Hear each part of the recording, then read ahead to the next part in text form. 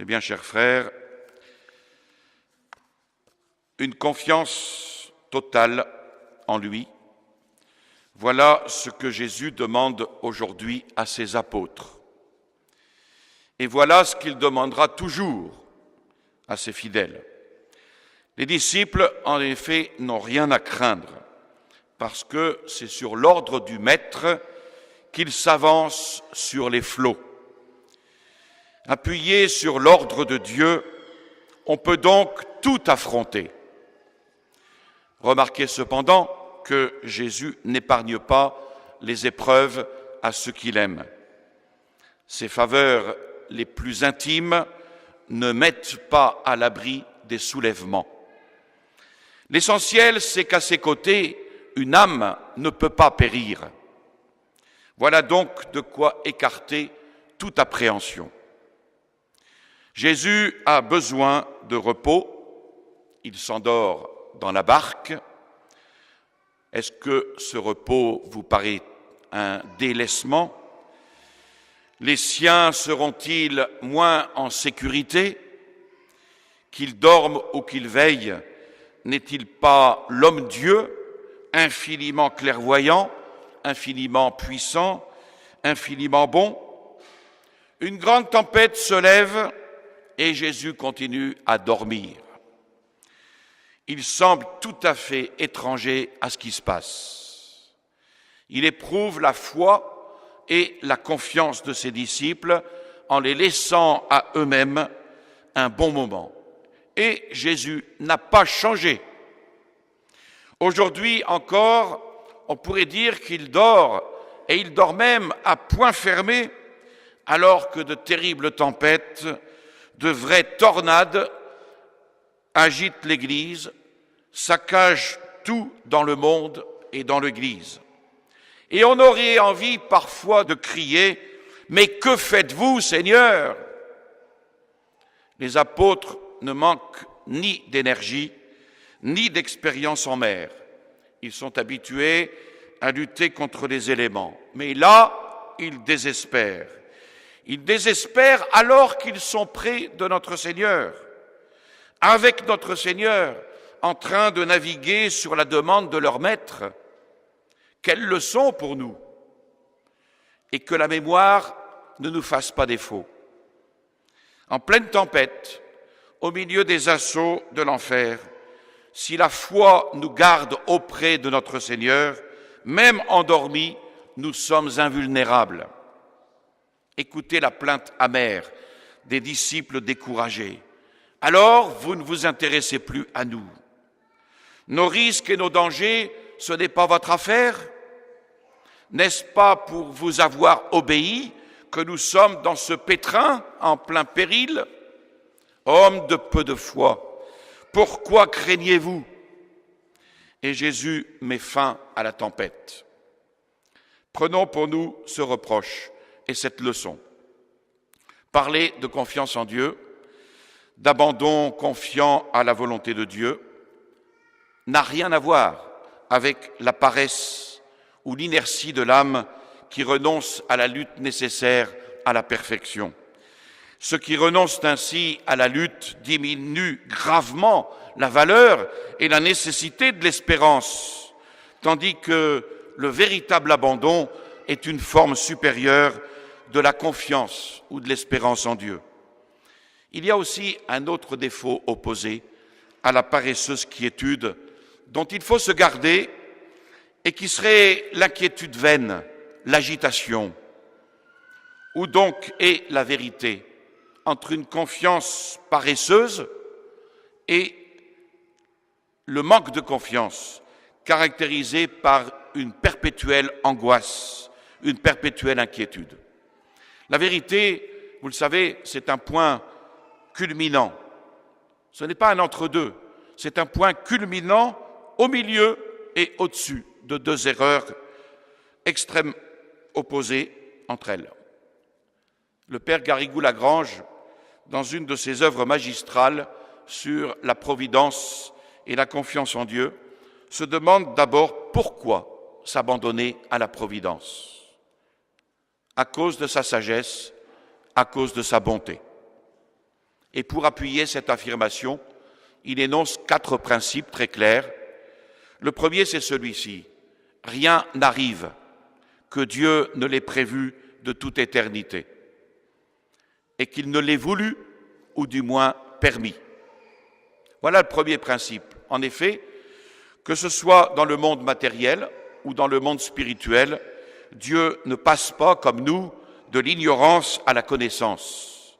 Et les événements ne peuvent rien lui apprendre de nouveau. Il a prévu tout ce qui arrive et tout ce qui arrivera. Et dans tout ce qu'il a prévu, ce qu'il y a de réel et de bon, il l'a voulu. Et ce qu'il y a de mal, ou le désordre moral, il l'a seulement permis.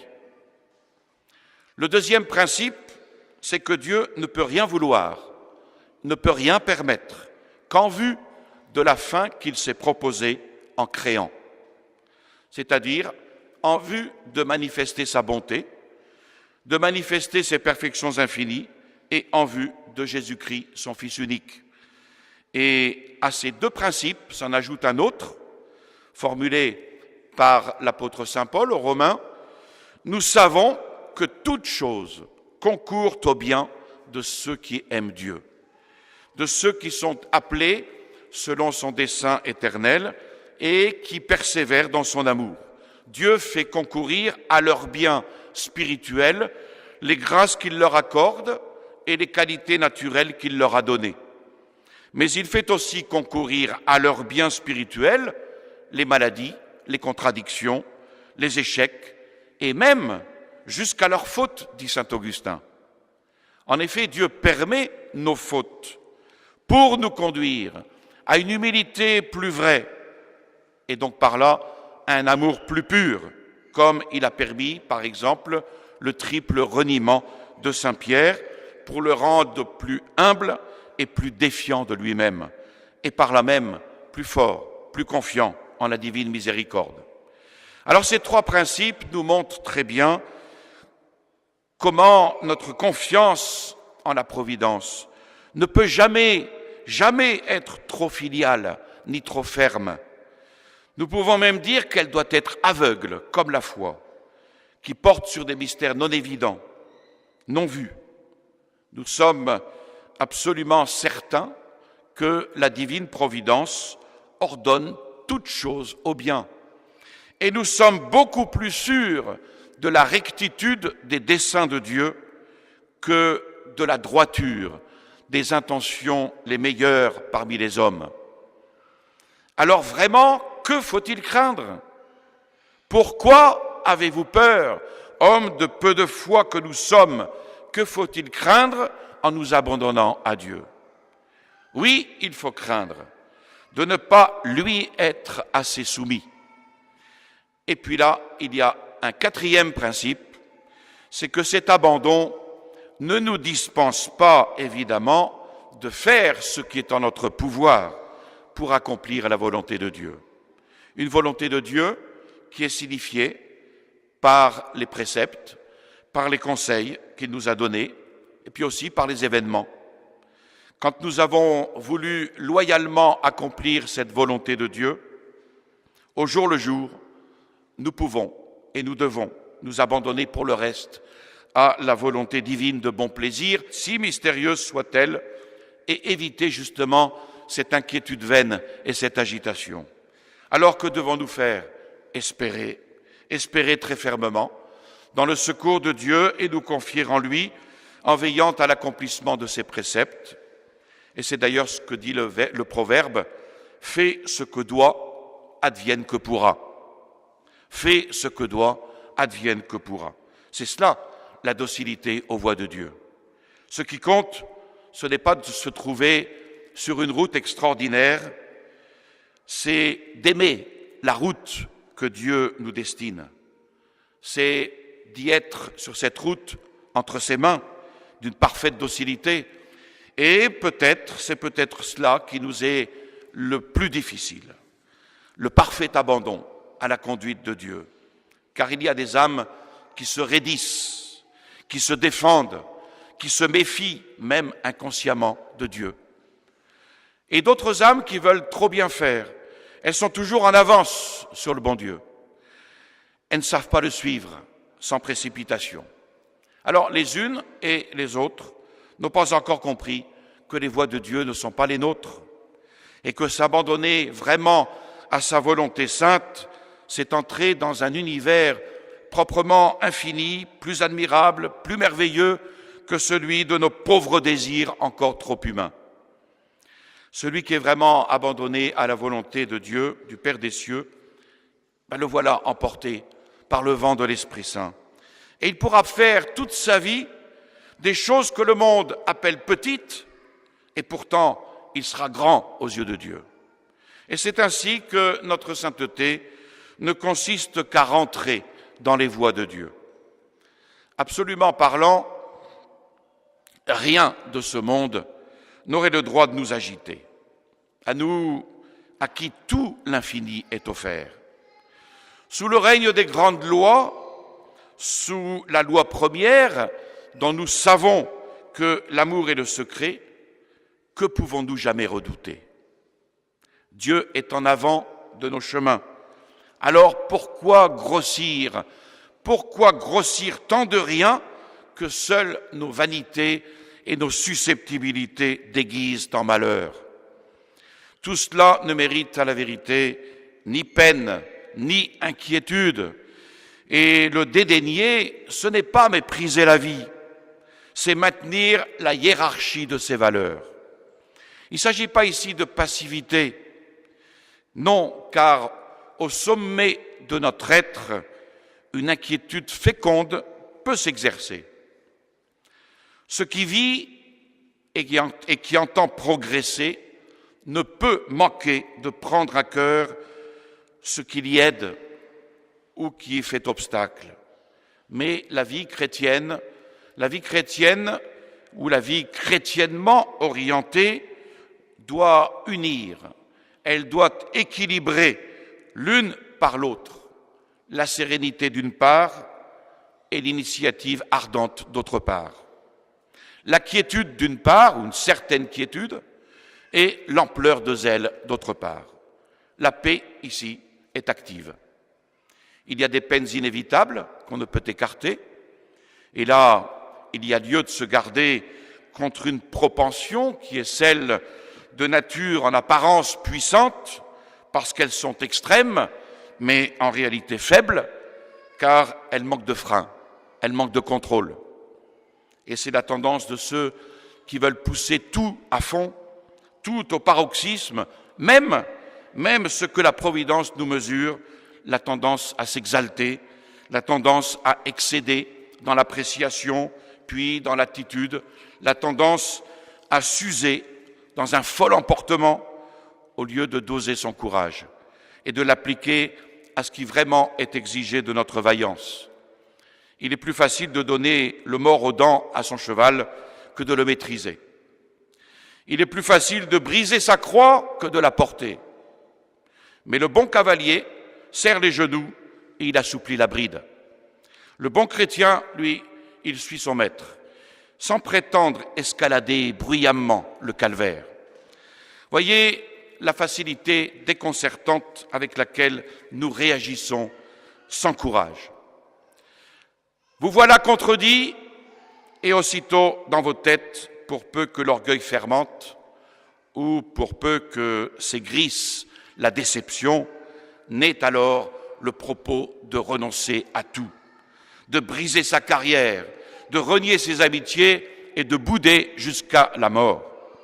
On dirait que tout s'écroule en lui.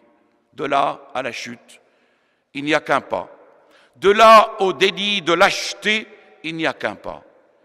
Et on les trouve tous ceux qui réagissent ainsi un peu partout. En politique, ils entraînent aux révolutions par impuissance d'amener les réformes nécessaires. Dans la vie morale, ils versent à droite, à gauche, tantôt dans tel fossé, tantôt dans tel autre, mais jamais sur la route.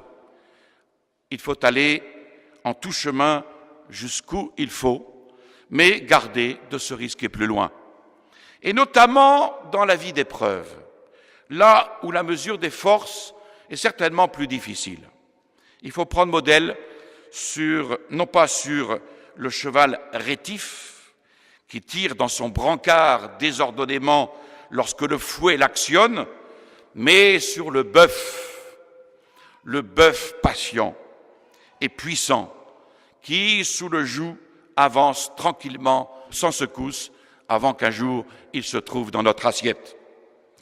C'est dans le travail aussi que le courage quotidien a besoin de se déployer pour que de l'effort de notre vie, les résultats ne soient pas décevants.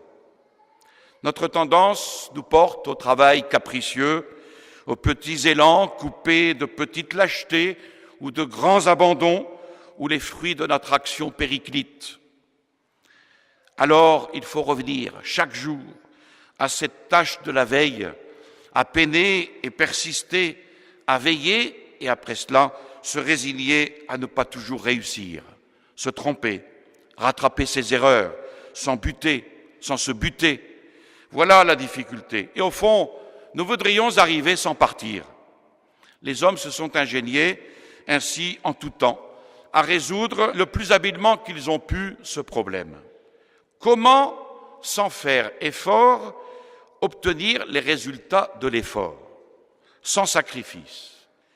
Comment cueillir et partager les fruits du sacrifice? Comment gagner sans travailler? Comment savoir sans étudier? Comment progresser moralement sans se dompter? Comment convertir sans prêcher? Comment éduquer sans veiller? Comment gouverner sans se tenir responsable? Comment exercer des droits sans devoir? Et d'une façon générale, se procurer les biens de la vie, se donner la vie, sans se donner soi-même à la vie. Problème insoluble. Qu'on puisse trier et ainsi dissocier des choses essentiellement unies, impliquées l'une dans l'autre, c'est ce que la Providence ne permet pas. Alors ne nous plaignons pas. Nous avons une tâche, nous la mènerons avec difficulté quelquefois, peut-être avec douleur, mais nous aurons au moins ce sentiment de la vraie vie que n'ont jamais ni un oisif, ni le jouisseur qu'un ennui incurable menace. Quel malheur si le courage quotidien de l'action n'était pas réclamé de nous, si nous pouvions récolter sans avoir semé, réussir sans nous être efforcés, nourrir les nôtres sans travail et dormir en sécurité au milieu de nos lingots d'or.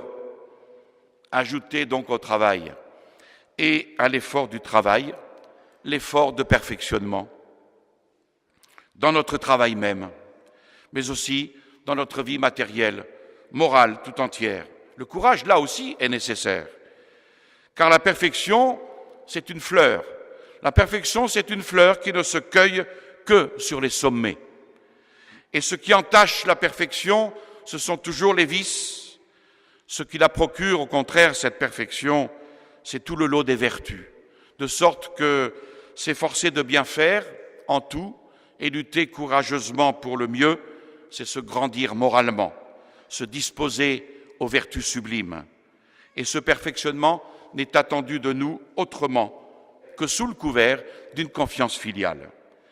Au spirituel aussi, notre effort et notre progrès seront attachés aux grandes forces qui nous dépassent, la prière, les sacrements, la grâce, le secours mutuel, la communion des saints, tout le milieu spirituel intérieur et extérieur qui nous porte, voilà notre recours. Et avoir courage au bien, c'est se confier, en y collaborant, à toutes ces influences salvatrices. Je puis tout, dit saint Paul. Je puis tout en celui qui me fortifie et qui me mortifie aussi, par contre. C'est le courage chrétien, et tout autre courage est un leurre. Et celui-là, pourquoi ne l'aurions-nous pas? Avec Dieu, tout est possible. Et la confiance en soi, seule, serait bien blasphématoire. Alors, si nous faisons chaque jour le possible pour être fidèles à notre Seigneur dans les choses ordinaires de la vie, nous aurons confiance qu'il nous accordera la grâce pour lui être fidèles dans les circonstances extrêmes s'il permet que nous y soyons placés. Ayons donc confiance qu'il nous donnera la grâce de mourir héroïquement plutôt que de rougir de lui et de le trahir si un jour ou l'autre nous avons à souffrir pour lui. Voilà les principes de la doctrine de l'abandon confiant. Principes qui sont tout simplement l'expression de la foi catholique. Et ainsi, par la fidélité au devoir de chaque instant, nous éviterons cette fausse et paresseuse quiétude, et par l'abandon confiant, nous échapperons à cette inquiétude vaine et à cette agitation stérile. Cet abandon serait paresse s'il ne supposait pas la fidélité quotidienne. Cette fidélité quotidienne à la volonté divine signifiée par les préceptes, les conseils, les événements, donne comme un droit. Le droit de s'abandonner pleinement pour l'avenir à la volonté divine de bon plaisir non encore manifesté. Fidélité quotidienne et abandon confiant donnent ainsi à la vie spirituelle son équilibre, sa stabilité, son harmonie. Qu'avons-nous à craindre, hormis le péché? Quelles sont les tempêtes que Jésus ne puisse calmer pour nous? Où sont les ennemis que Jésus ne puisse nous faire vaincre? Ne nous laissons donc pas impressionner. Sachez qui je suis, semble-t-il nous dire. Vous saurez ce que vous pouvez. Sans moi, vous ne pouvez rien faire. Je puis tout en celui qui me fortifie, ainsi soit-il. Au nom du Père et du Fils et du Saint-Esprit, ainsi soit-il.